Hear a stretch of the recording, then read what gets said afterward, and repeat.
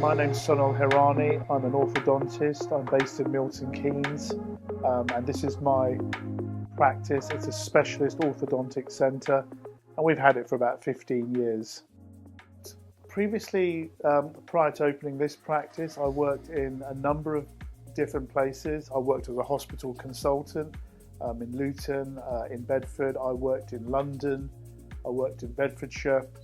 I got tired of the travelling to all these different clinics, and it became more and more frustrating over time because I realised I had no control. I couldn't shape anything I wanted, and I was just going to stay put. I wasn't going to develop anymore. So I then made the decision, instead of complaining, do something about it. So that prompted me to do something very unusual about 15 years ago, and that is to open a squat practice. When everyone said, don't do it, I did the complete opposite. And today, we're living proof, that if you believe in something and you've got the guts to carry it out, it will work. It took us over 2 years to find a location. We went to all these different practices and the goodwill was extortionate. And in the end, I had to make a decision. Instead of paying the goodwill, you open a squat practice. Welcome to our lounge. It's a large, spacious area for our patients. The whole building is designed in curves because it's a rectangular building. Milton Keynes is unlike any other city. It has lots of, roundabouts. It's based on this kind of American grid system. So then we found this business park here. And not many dental practices are actually operating in a business park. And what we loved here was there was tons of car parking. Believe it or not, the key question that's come up in my career when people are coming to see me is not how qualified I am or my team or other things. Have you got car parking? And that was the one thing we had. Of course, we're a corner unit and we have a lake next door. This is unheard of, to have a huge park and you have a lake with ducks and things, walking past the practice. So for me, as soon as we saw this building, we knew it was the place. So when I opened a squat practice, budget is always very tight. You are using your savings and you're using a loan. To make your dream work, everything's on the line here. This is not a joke. This is your livelihood, and you could end up, bankrupt if you make mistakes. So every penny counted here, which means I was obsessed with quality. Any purchase I was going to make, it had to be robust. It had to have longevity. It had to survive, through daily use and wear and tear. So that made me look at a number of suppliers, a number of manufacturers. Again, all the research comes into this. All the years of research I did, this practice is now the culmination of that. And that led me to look at Stern Weber. I've never seen a chair, built, this robustly. This is my original chair that is 15 years old and has never failed me. But now, when you have one chair in the building, you can't afford for any mistakes. In fact, you can't even afford to be shut down for a few days. Everything better work. So I made all the right decisions, and today I'm still right about it. I wouldn't change a thing. I've got my Stern Weber chair. I've got plenty of space. I have a small consultation area here where I can talk to the patient. Ample space here for all of my clinical work, screens. And of course, this is my wall of fame. This is a 30-year journey into my career. And I've done things that, no other orthodontist has actually done. I'm actually triple board certified. There's only a handful of people in the world that have pulled that off. So this is the real deal. I'm the Mike Tyson of orthodontics. So how it worked with my relationship with RPA is that basically this chair, which is my baby, which has generated us millions of pounds over a period of time, in one chair, it obviously needs regular servicing. It needs looking after. My team look after this chair and we get it serviced regularly. The main distributors of Stern Weber is actually RPA. I then met one particular person via social media called Pete Higson, and we hit it off on the phone, and our relationship has just developed over time. So he's a close friend now. This is one of Pete Higson's crazy ideas. Oh, hang on a minute, not that crazy. You're not that crazy. No. He's come up with a cleaning cupboard. We had problems with storage, buckets, mops, and all the things that practices don't normally think about when you're designing it. And of course, he had this vision where we're using every inch of space available, so my team could just put things away at the end of the day.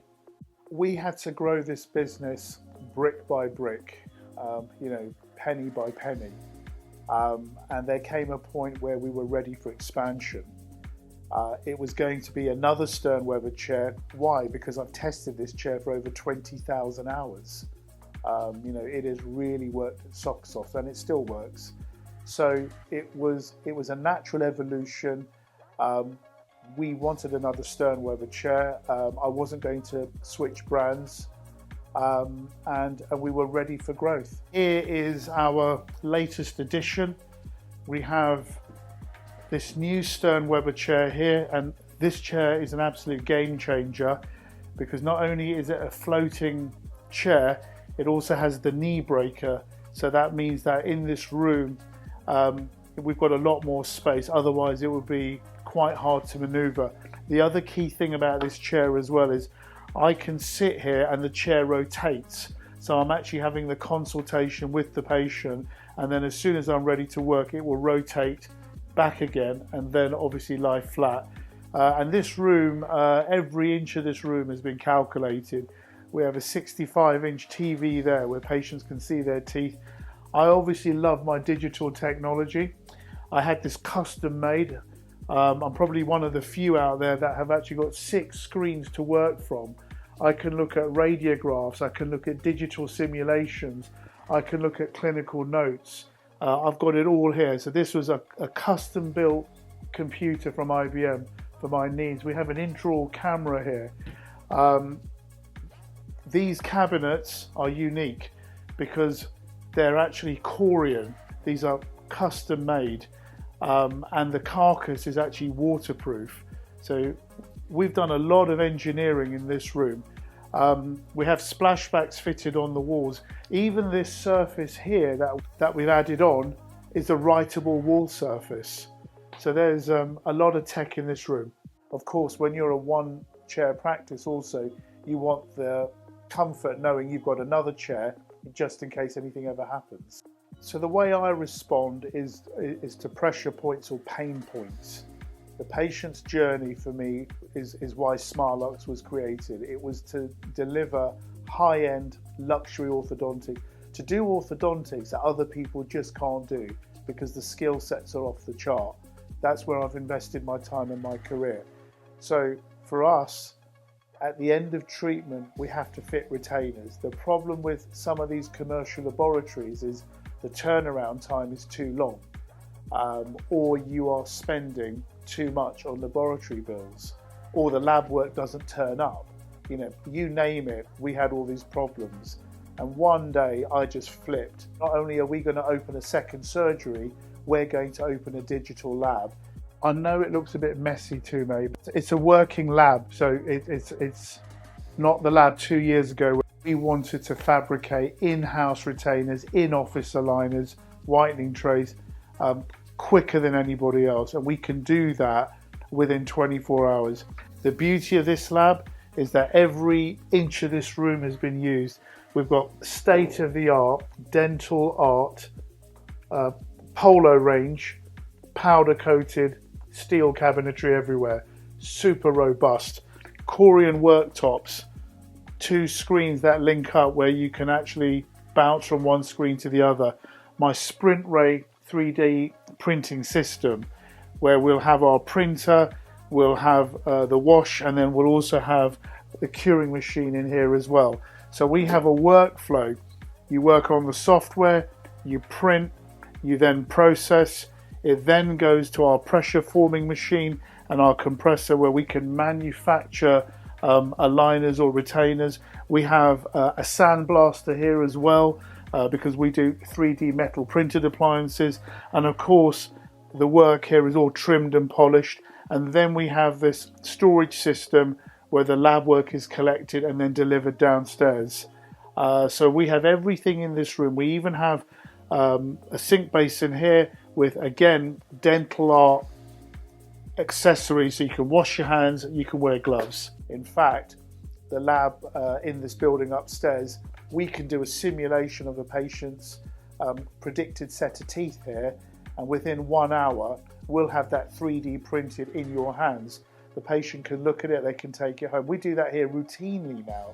These habits have become automatic, and our service has gone up another notch. The retainers could be made on the same day, or they could be made the next day, and my team do that. So when they're not with a patient, they're in our digital laboratory, and we can make whitening trays, we can make retainers, we can 3D print models, and there's more we can do. It's all about attention to detail. Every bit of space in a dental practice counts, and some practices have actually underutilized their space. What I did was, in the digital laboratory, the room before, it was a staff changing room. Staff changing rooms don't bring in any income. They're simply used in the morning, they're simply used at the end of the day.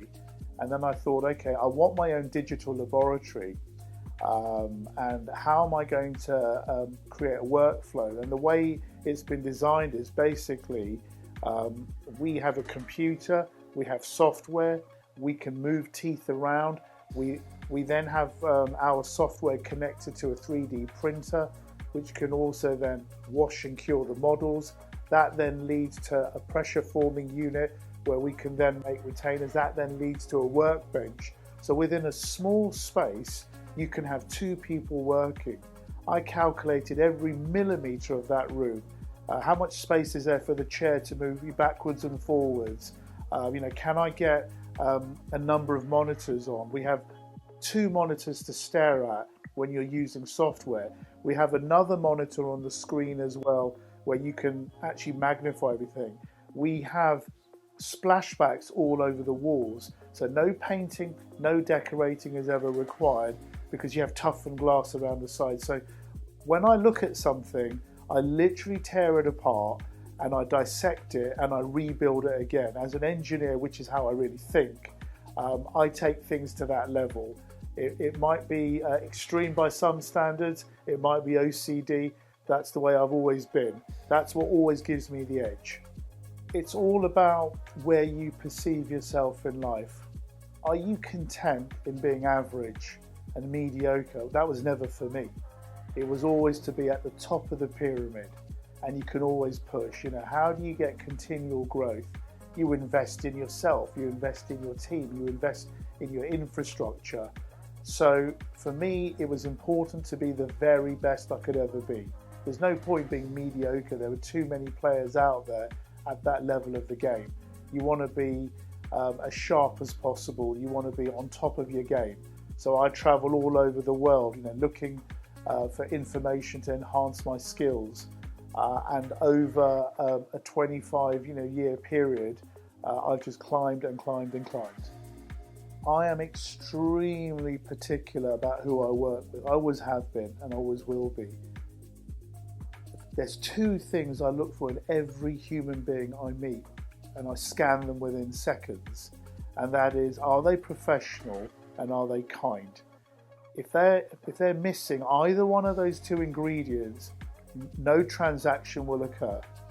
And when I work with suppliers, for example, people like RPA, who have really helped us because we wouldn't be here otherwise, I'm looking at their reliability, their knowledge, how easy it is to get hold of them, communication.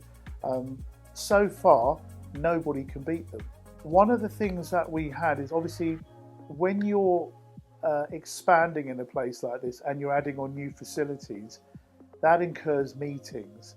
Now, I can't have meetings in the day when I have patients, because obviously, that's clinical time, and that's a premium cost.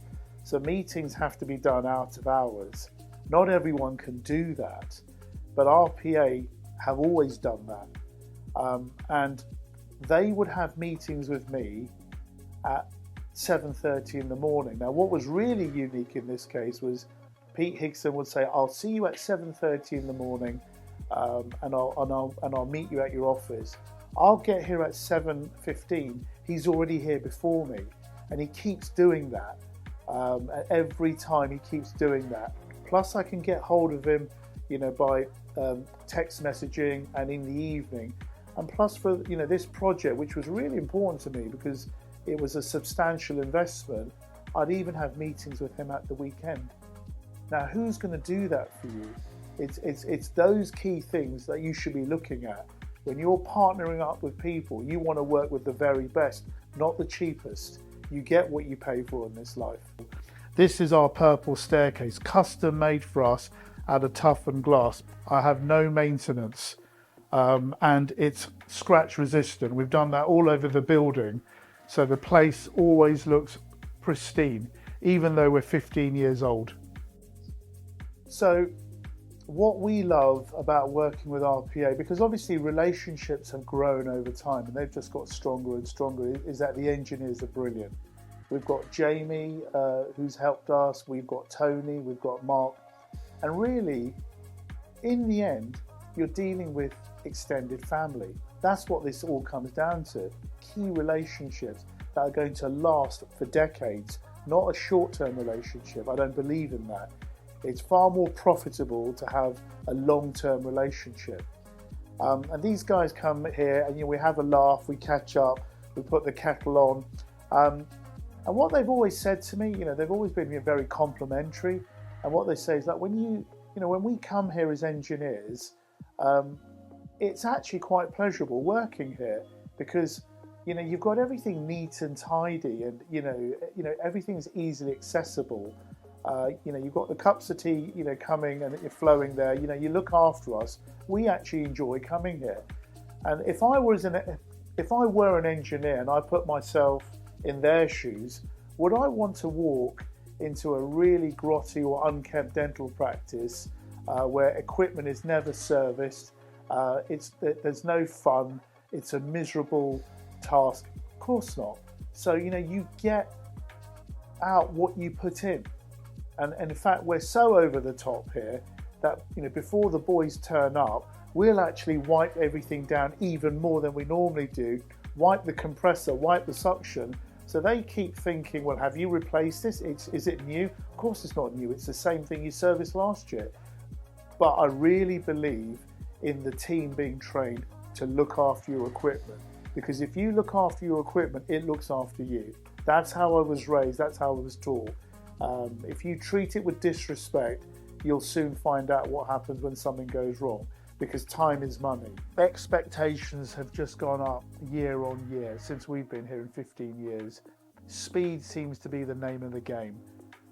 Service, customer service has to be impeccable, and that's how we built this place. It is hard to push yourself every year. Because now people want things instantly. They want things tomorrow. Healthcare doesn't work like that. Healthcare takes time. When we're treating complex problems, they can take years to resolve. The key thing is it's about education. You need to educate your patients, saying, we're going to be working together with you. It's a two-way relationship. We need 100% from you, so we can give you 100%. If we think like that and operate like that, then together you can do great things, and that's how we work here. That's our philosophy. Thanks for visiting my practice, guys. I hope you've enjoyed the tour. You're welcome back anytime.